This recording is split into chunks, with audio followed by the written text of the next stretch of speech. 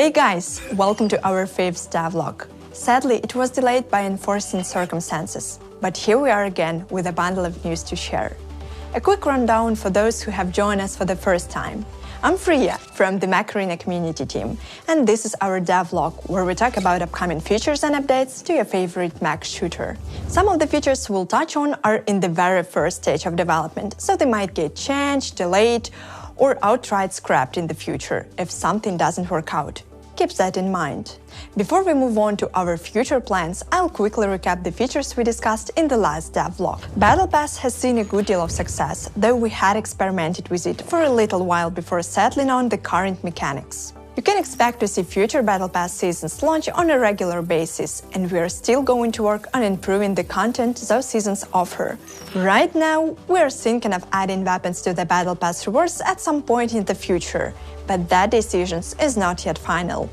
We're also going to work on making objectives more varied and fun in the long run, instead of just focusing on play gazillion battles. Both mechs that we teased in the previous episode went live, and we've kept a close eye on their performance. Stalker, for example, has been buffed not so long ago, to make sure it can compete with other attackers. On the other hand, Tango managed to fill its niche well, and thus far, we don't think it needs any changes. Oh, and we are working on new ways of obtaining both these mechs too. Keep an eye out for future events. Speaking of new mechs, the very newest addition to our arsenal has just arrived, the Aegis. This flashy new tank generates an invincible defensive bubble on the battlefield, offering excellent defensive capabilities.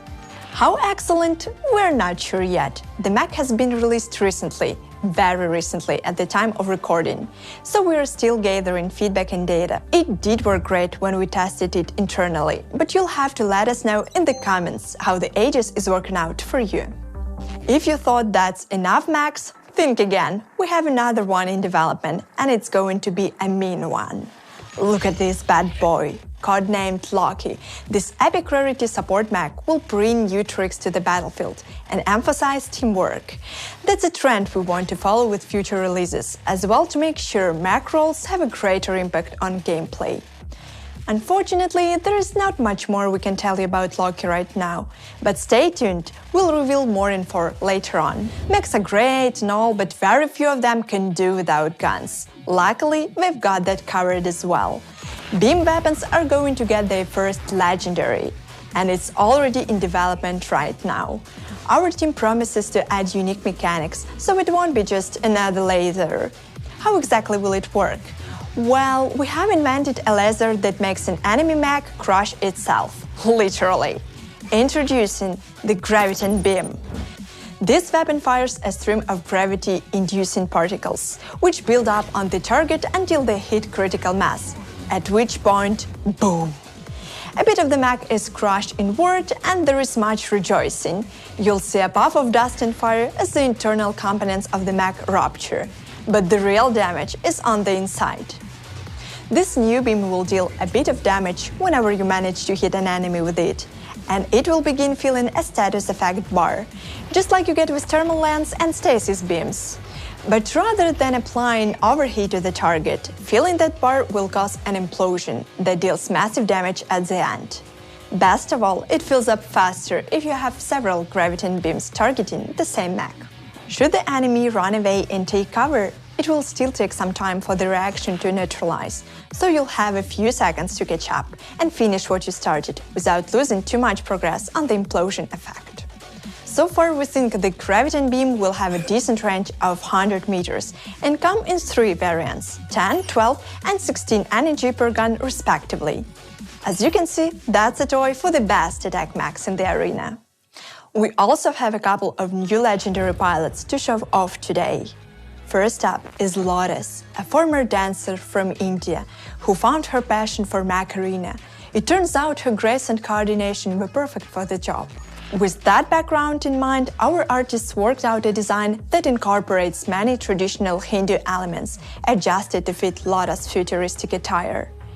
And Lotus won't be arriving alone. Meet Oksana, the face of space in the world of Mech Arena. She's a brilliant engineer who has single-handedly reinvigorated the space exploration industry of the Mech Arena universe. But that's not all. She also will have the Mech arenas you've been fighting in. She's been obsessed with the arena since she was a little girl. And her engineering skills aren't her only skills. She's jumping at the opportunity to compete in the arena herself. Like with Lotus, our artists included many visual elements associated with classic Ukrainian styles, such as the vishvanka shirt and long braids. And the yellow and blue bodysuit is hard to miss. Which one of these pilots do you look forward to the most? Let us know in the comments below. We've also received plenty of good feedback about Site 313, Imperial Temple and other maps released since our previous vlog. It's clear you guys love a variety of battlefields, and we are always happy to oblige.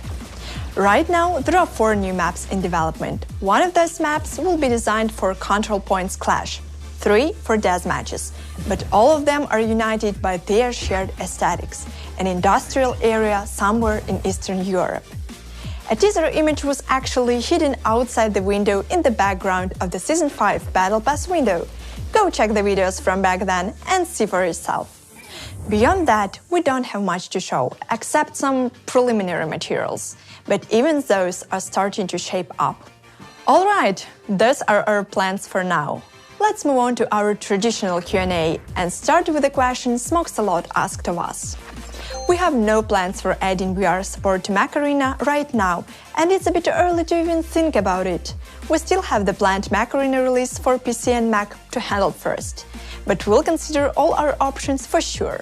Good news, Ilya! PvE game modes are a feature that we've wanted to add for a while now, though it's not going to go live anytime soon.